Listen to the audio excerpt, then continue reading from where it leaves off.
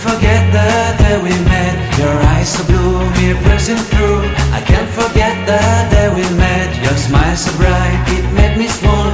Our love is like a summer's day. Assalamualaikum warahmatullahi wabarakatuh. Hai teman-teman, perkenalkan nama saya Miss Ranti Ayunda Putri. Nomor induk mahasiswa 53010200159. Di sini saya akan mencoba menjelaskan salah satu materi dari mata kuliah SPI Klasik, yaitu periode Khulafaur Rasyidin. Pertama, saya akan menjelaskan pengertian Khulafaur Rasyidin.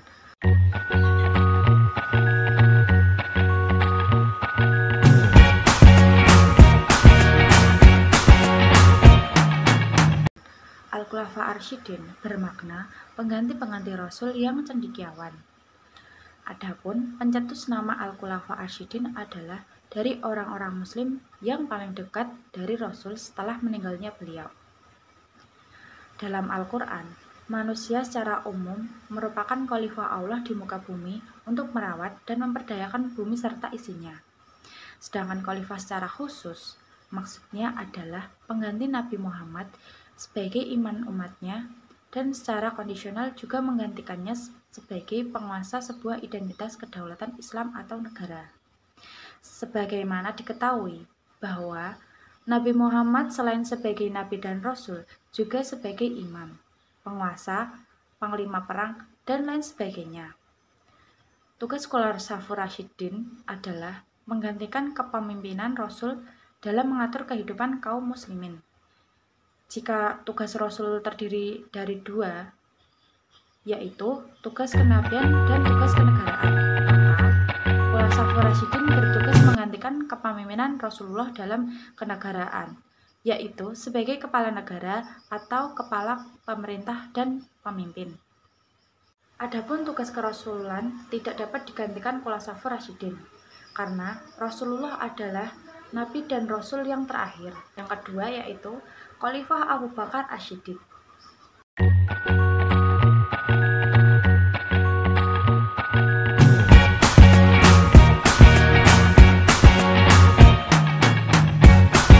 Kedua yaitu Khalifah Abu Bakar As-Siddiq. Abu Bakar As-Siddiq termasuk salah satu seorang sahabat Nabi yang utama. Julukannya Abu Bakar atau Bapak Pemagi karena dari pagi-pagi beliau memeluk agama Islam. Gelarnya As-Siddiq karena ia selalu membenarkan Nabi dalam berbagai peristiwa, terutama Isra Mi'raj. Jadi Nabi Muhammad seringkali menunjukkannya untuk mendampinginya di salah satu peristiwa. Masa awal pemerintahan Abu Bakar banyak diguncang oleh pemberontakan orang-orang murtad yang mengaku-ngaku sebagai nabi dan enggan membayar zakat. Karena hal inilah, khalifah lebih memusatkan perhatiannya memerangi para pemberontak. Dalam insiden itu, banyak para hufadil Quran yang mati syahid. Sayyidina Umar mengusulkan pada khalifah untuk membukukan Al-Quran. Kemudian, untuk merealisasikan sarana tersebut, diutuslah Zaid bin Thabit. Yang ketiga, Khalifah Utsman bin Affan.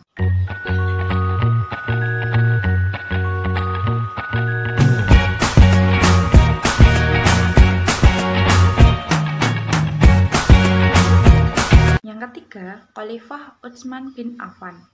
Nama lengkapnya ialah Utsman bin Affan bin Abdil As bin Umayyah dari pihak Quraisy. Ia memeluk Islam lantaran ajaran Abu Bakar dan menjadi salah satu seorang sahabat dekat Nabi. Pada masa pemerintahannya adalah yang terpanjang dari semua khalifah di zaman Al-Khulafa Ar-Rasyidin, yaitu 12 tahun. Sejarah mencatat tidak seluruh masa kekuasaannya menjadi saat yang baik dan sukses bagi beliau.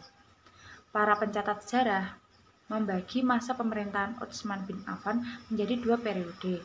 6 tahun pertama merupakan masa pemerintahan yang baik dan 6 tahun terakhir adalah merupakan masa pemerintahan yang buruk. Faktor menyebabkan banyak rakyat kecewa terhadap kepemimpinan Utsman adalah kebijaksanaannya mengangkat keluarga dalam kedudukan tinggi. Yang terpenting diantaranya adalah Warman bin Hakam Dialah pada dasarnya yang menjalankan pemerintahan, sedangkan Utsman hanya menyandang gelar khalifah. Meskipun demikian, tidak berarti bahwa pada masanya tidak ada kegiatan-kegiatan penting. Utsman berjasa membangun bendungan untuk menjaga arus banjir yang besar dan mengatur pembagian air ke kota-kota. Dia juga membangun jalanan-jalanan, jembatan-jembatan, masjid-masjid, dan memperluas masjid di Madinah. Prestasi yang terpenting bagi Khalifah Utsman adalah menulis kembali Al-Quran yang telah ditulis pada zaman Abu Bakar, yang pada waktu itu disimpan oleh Hassal bin Umar. Manfaat dibukukan Al-Quran pada masa Utsman adalah: yang pertama, menyatukan kaum muslimin pada satu macam mushaf yang seragam ejaan tulisannya. Kedua, menyatukan bacaan kedatipun masih pada perbedaan, namun harus tidak berlawanan dengan ejaan mushaf Utsmani. Yang ketiga, menyatukan tertib susunan surat-surat menurut tertib urut yang terlihat pada mushaf sekarang ini. Situasi politik pada masa akhir pemerintahan Utsman semakin mencekam dan timbul pemberontakan yang mengakibatkan terbunuhnya Utsman. Selanjutnya, Khalifah Ali bin Abi Thalib.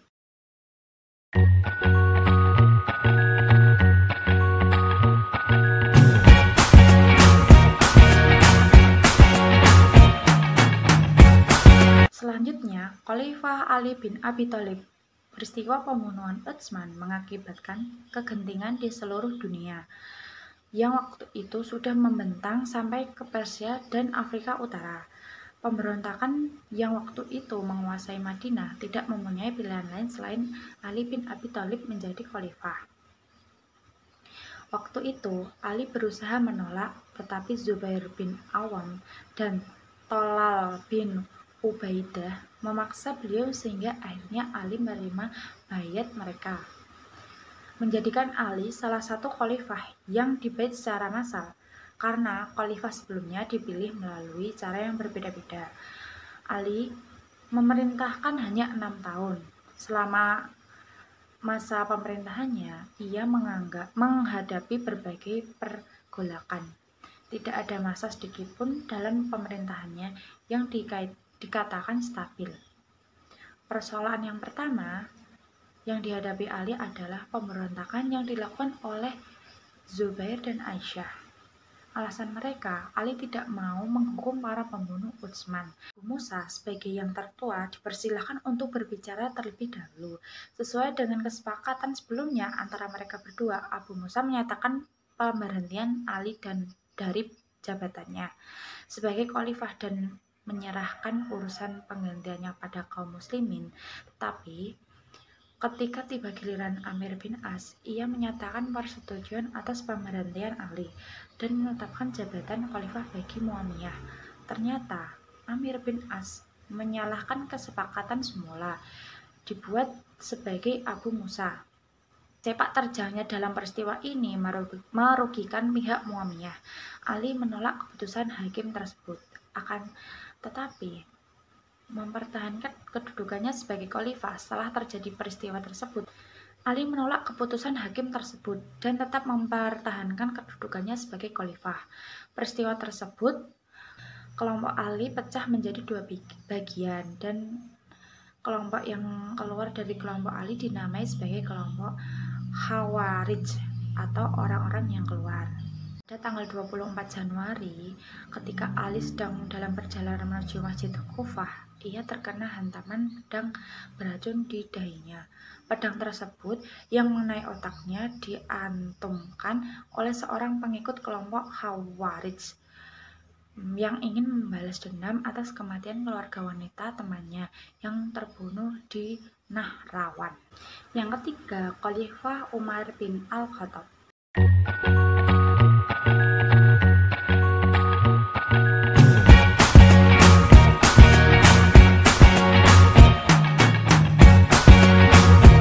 Khalifah Umar ibnu Al-Khattab dilahirkan 12 tahun setelah dilahirkan Rasulullah. Ayahnya bernama Khattab dan ibunya bernama Khotimah. Perawakannya tinggi besar dan tegap dengan otot-otot menonjol dari kaki dan tangannya. Jenggotnya yang lebat dan wajahnya tampan, serta warna kulitnya coklat kemerah-merahan. Beliau dibesarkan di dalam lingkungan Bani Adi, salah satu kaum dari suku Quraisy. Beliau merupakan khalifah kedua di dalam Islam setelah Abu Bakar Asyidin. Pada masa pemerintahan Umar bin Khattab, kondisi politik dalam keadaan stabil. Usaha perluasan Islam memperoleh hasil gemilang. Wilayah Islam pada masa Umar bin Khattab meliputi Semenanjung Arabia, Palestina, Syria, Irak, Persia. Beliau ditikam ketika sedang melakukan sholat subuh oleh seorang Majusi yang bernama Abu Luluah, budak milik Al-Mughirah bin Syubah, diduga mendapatkan perintah. Umar dikenal sebagai seorang yang pandai dalam menciptakan peraturan karena tidak hanya memperbaiki Umar dikenal sebagai seorang yang pandai dalam menciptakan peraturan. Umar dikenal sebagai salah satu seorang yang pandai dalam menciptakan peraturan karena tidak hanya memperbaiki, bahkan mengkaji ulang terhadap kebijakan yang telah ada. Umar juga telah menetapkan prinsip demokrasi dalam kekuasaan, yaitu dengan menjamin hak yang sama bagi setiap warga negara. Umar terkenal seorang yang sederhana, bahkan ia membiarkan tanah dari negeri jajahannya untuk dikelola oleh pemiliknya, bahkan melarang kaum muslimin memilikinya, sedangkan para prajurit menerima tunjangan dari Baitul Mal, yaitu dihasilkan dari pajak. Terakhir, kontribusi masa Khulafaur Rasyidin.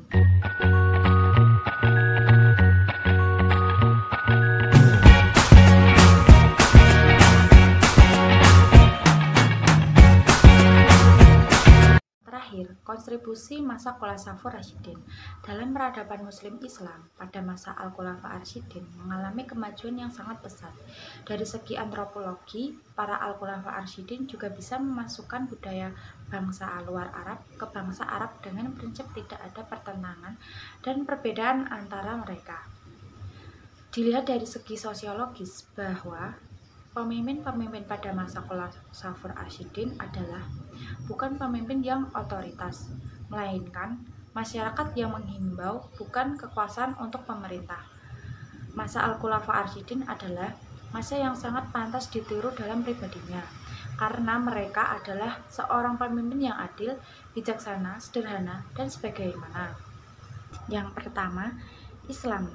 Di samping merupakan ajaran yang mengatur hubungan antara manusia dengan Tuhan, juga agama yang mementingkan soal pembentukan masyarakat.